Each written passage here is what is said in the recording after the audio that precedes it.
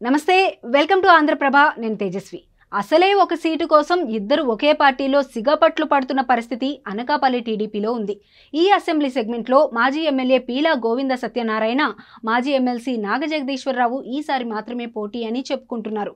వారి అనుచరులు కూడా అలాగే ప్రచారం చేస్తున్నారు। తాను లోకల్ అని తనకే టికెట్ ఇవ్వాలని నాగజగదీశ్వరరావు హైకమాండ్ ని కోరారు। మరోవైపు పెందుర్తి నుంచి వచ్చిన పీలాకు అనకాపల్లి టికెట్ ఏమిటి అని సొంత పార్టీలో ప్రత్యర్థులు ప్రశ్నిస్తున్నారు। ఇక తాజాగా ఈ పోటీలోకి కొత్తగా మాజీ మంత్రి దాడి వీరభద్రరావు కుమారుడు దాడి రత్నాకర్ వచ్చి చేరారు। ఆయన నిన్నటిదాకా వైసీపీలో ఉన్నారు, ఇప్పుడు టీడీపీలోకి వచ్చారు। టికెట్ కోసమే ఇలా వచ్చారని అంటున్నారు। మరి టీడీపీ ఈ టికెట్ను ఎవరికి ఇస్తుంది?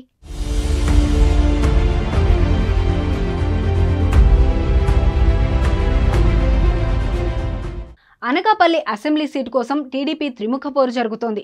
ఇప్పటికే ఇక్కడ నుండి పీలా గోవింద సత్యనారాయణ 2 సార్లు పోటీ చేశారు। ఇప్పటికి 2 సార్లు టికెట్ ఆయనకే ఇచ్చారు కాబట్టి ఈ దఫా తనకే అని నాగజగదీశ్వరరావు అంటున్నారు। ఆయన మద్దతుదారులు అదే వాదనను బలంగా వినిపిస్తున్నారు।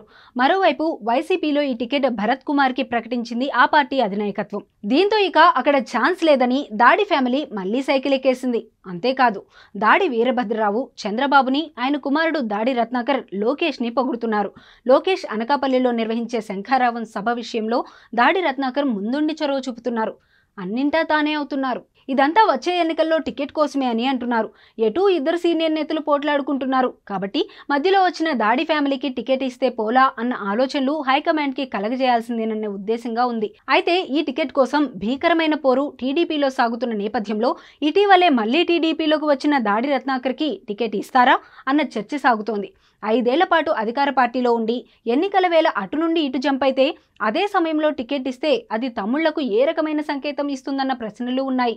అయితే టికెట్ హామీతోనే దాడి కుటుంబం వైసీపీ నుంచి టీడీపీలోకి వచ్చిందని అంటున్నారు। మాజీ ఎమ్మెల్యే పీలాకు మూడోసారి టికెట్ ఇవ్వమని చెప్పడంతో పాటు మాజీ ఎమ్మెల్సీ నాగజగదీశ్వరరావుకు మరోసారి ఎమ్మెల్సీ ఇస్తామని హామీ ఇస్తూ దాడి రత్నాకర్కి టికెట్ ఇచ్చే వీలుందనే టాక్ వినిపిస్తోంది। సీనియర్ మోస్ట్ నేతగా ఉన్న దాడి వీరభద్రరావు చంద్రబాబుతో తనకు ఉన్న సాన్నిహిత్యాన్ని ఇప్పుడు ఈ విధంగా పూర్తి స్థాయిలో వాడుకుంటున్నారు అంటున్నారు। ఏది ఏమైనా అనకాపల్లి టికెట్ దక్కించుకుంటే కనుక దాడి ఫ్యామిలీ ఘన విజయం సాధించినట్లే అని తెలుస్తోంది।